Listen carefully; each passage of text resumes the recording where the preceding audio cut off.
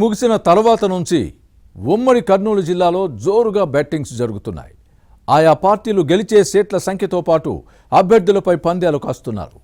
ఇది వేలు లక్షల రూపాయల నుంచి కోట్లకు చేరిందని చెబుతున్నారు. ఉమ్మడి కర్నూలు జిల్లాలో కాక పుట్టిస్తున్న పందేల పర్వంపై ఇన్సైడ్ స్టోరీ. ఉమ్మడి కర్నూలు జిల్లాలో పోలింగ్ శాతం పెరిగింది. దీంతో వైసీపీతో పాటు ఎన్డీఏ కూటమి అభ్యర్థులు ఎవరికి వారు గెలుపుపై ధీమాతో ఉన్నారు. ఓటింగ్ సరళిని పరిశీలించిన తర్వాత బెట్టింగ్ బాబులు బరిలో దిగారు. కాయ రాజా కాయ అంటున్నారు. రూపాయికి 3 రూపాయలు ఇస్తామని కొందరు చెబుతున్నారు. 100కు 500 ఇస్తామని కొందరు అంటున్నారని వినిపిస్తోంది. ఎక్కడా వెనక్కి తగ్గటం లేదట. అలాంటి వారిలో పోటీ చేసిన అభ్యర్థుల అనుచరులు కూడా ఉన్నారనే టాక్ నడుస్తోంది. ఆయా నియోజకవర్గాల్లో తమ అభ్యర్థులే గెలుస్తారని పందెంలు కడుతున్నారు.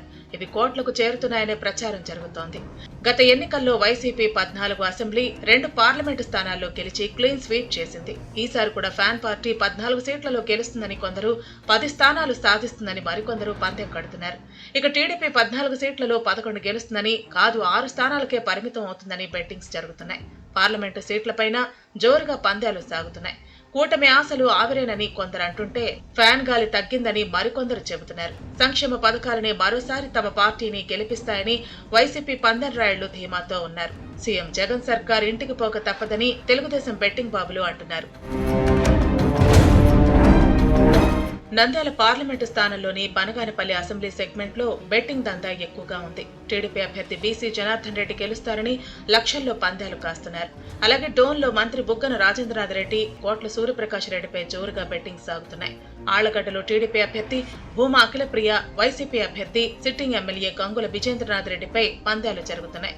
ఇక శ్రీశైలం నియోజకవర్గంలో టీడీపీ నుంచి పోటీ చేసిన బుడ్డా రాజశేఖర రెడ్డి ఫ్యాన్ అభ్యర్థి ప్రస్తుత శాసనసభ్యుడు శిల్పా చక్రపాణి రెడ్డిపై బెట్టింగ్స్ కడుతున్నారు. మరోవైపు పాండ్యం నియోజకవర్గంలో పందాల రేంజ్ పెరిగింది. వైసీపీ అభ్యర్థి సిట్టింగ్ ఎమ్మెల్యే కాటసాని రాంభూపాల్ రెడ్డి 7వ గెలుస్తారని ఈ నేత వర్గం ధీమాతో ఉంది. మరోవైపు ఇక్కడ టీడీపీ తరపున బరిలో దిగిన గౌరు చరితారెడ్డి గెలుస్తారని బెట్టింగ్ వేస్తున్నారు.